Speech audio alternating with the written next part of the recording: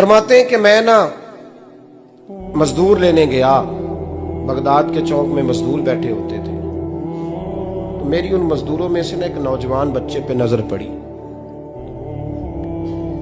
बड़ा कमजोर सा वजूद था, लेकिन चेहरे पर इबादत का निशान था। माथा बताता था कि नमाज का बड़ा ख्याल रखता है। मैं उसके करीब गया।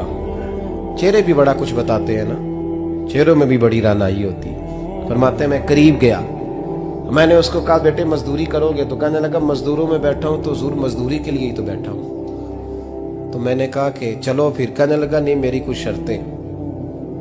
मैंने कहा बताओ? कहने लगा पहली शर्त यह है कि लोग 4 दिनार दिहाड़ी लेते हैं, मैं 3 दिनार लूंगा। मैंने कहा यार भाई तो बड़ी बेहतरीन है, बाकी भी इस तरह की रख ले। उसने कहा हुजूर दूसरी शर्त यह है कि मैं आपकी मुकम्मल बात मानूंगा, लेकिन जब अजान हो जाएगी फिर आपकी नहीं सुनूंगा। तीसरी बात उसने ये की कि हुजूर मैं आपके घर में काम करूंगा पर आपके किसी सवाल का जवाब नहीं दूंगा। कहते मैंने कहा यार तू बड़ा अजीब है, शर्तें तो मालिकों की होती हैं। कहने लगा जी बहरहाल मैं शर्तें लगा के जाता हूँ। फरमाते मैं उसे घर ले आया,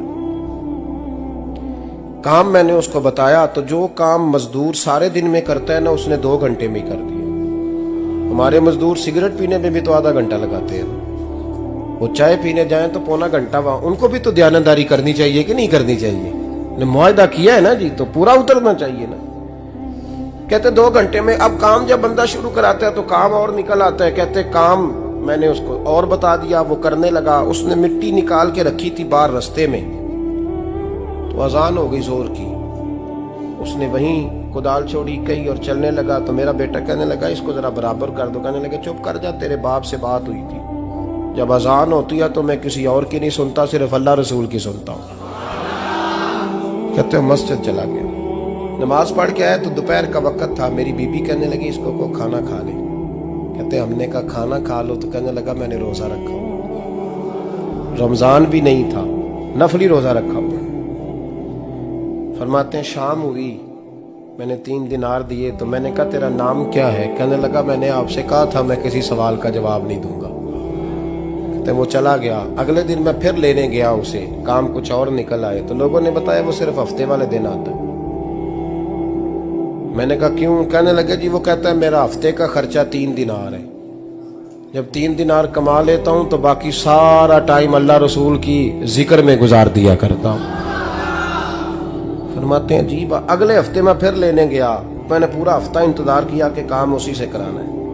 मैं जब गया तो मैंने कहा चलो। कहने लगा मेरी शर्तें याद है ना? और मैंने कहा याद है भाई, साथ चल। फरमाते हैं काम कराया। 2-3 हफ्ते वो आता रहा। एक हफ्ते में गया तो लोगों ने कहा हुजूर आज नहीं आया।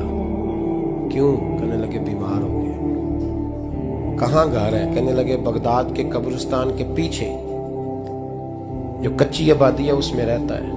फरमाते मैं गया, दरवाजे पे दस्तक दी तो कहने लगा हुजूर आप हैं? दरवाजा खोला है, आ जाइए। फरमाते मैं अंदर गया तो मैंने कहा तुम्हें कैसे पता चला मैं आया हूँ? कहने लगा हुजूर अल्लाह वाले हो, आप नहीं आना था, वरना अमीर तो गरीबों का पता लेने कोई नहीं आते। कहते मैं करीब गया तो कहने लगा मैं आपका इंतजार कर रहा था, तेज बुखार है, तप रहा। जेब से कुछ पैसे निकाले, कहने लगा ये पैसे रखने। एक अंगूठी निकाली, कहने लगा हुजूर आज रात को मेरा इंतकाल हो जाएगा, इन पैसों का कफन खरीद के सुबह जनाजा पढ़ के मुझे दफन कर देना, और जब दफन करो तो ये अंगूठी लेके असर के बाद हारून रशीद के पास जाना। आप उसे कहना मैंने मिलना है, पर वो आपको टाइम नहीं देगा। आप उसको आवाज दीजिएगा कि तेरी एक अमानत है मेरे पास, फिर वो आपसे मिलेगा तो अंगूठी दे दे, फिर आप मेरी तरफ से फारिग हैं। हजरत फरमाने लगे तेरा नाम? और कहने लगा हुजूर वक्त थोड़ा है, आज रात मैंने जाना है, बड़ी लंबी माफी मांगनी है रब करीम से, अगर मुनासिब समझे तो मुझे अपने रब से तन्हाई कर दे। फरमाते हैं मैं आ गया, पर उसकी बातों ने मुझे सारी रात सोने नहीं दिया। फरमाते सुबह बड़ी मुश्किल से सूरज निकला, मैं गया दरवाजे पे हाथ रखा तो दरवाजा खुला हुआ था। अंदर दाखिल हुआ तो खुशबुएं मेरा इस्तकबाल कर रही थी। जब चेहरे से कपड़ा हटाया तो उसका तो इंतकाल हो चुका।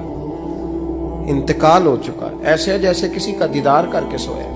कहते मैं तो 2 आदमी ले गया था जनाजे पे, पर पता नहीं दुनिया किधर किधर से आई, कहां कहां से। अखां जदों मीटियां जमाना मैनू रोवेगा, अपना ते अपना बेगाना मैनू रोवेगा।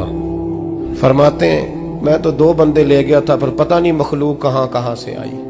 जनाजा पड़ा, दफन किया। हारून रशीद के पास में असर के बाद गया, मैंने बुलाना चाहा पर बादशाह था, मेरी तरफ देखा ही नहीं।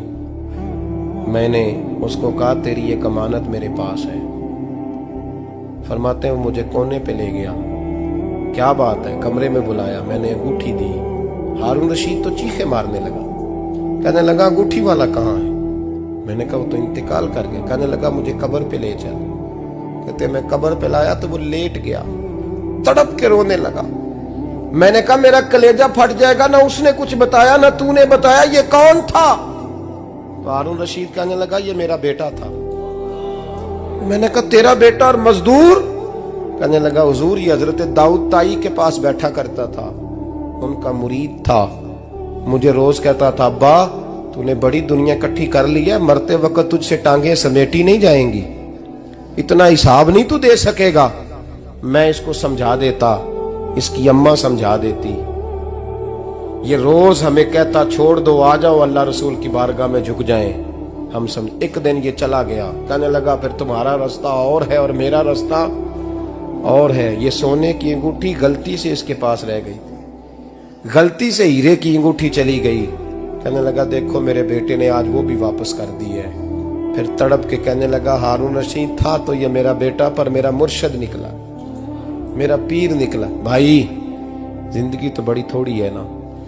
बाबा साहब ने कहा था उठ फरीदा सुते आ, और दाढ़ी आ गया पूर, अग्गा नेड़े आ गया, पिछा रह गया दूर। उठ फरीदा सुते आ, खलकत वेखन जा, मते कोई मिल जाई बख्शिया ते तू ही बख्शिया जा। उठ फरीदा सुते आ, झाड़ू दे मसीत, तू सुते रब जागदा, तेरी डाडे नाल परीत। मेरा रब हमें भी अपनी बारगाह में कबूल फरमा।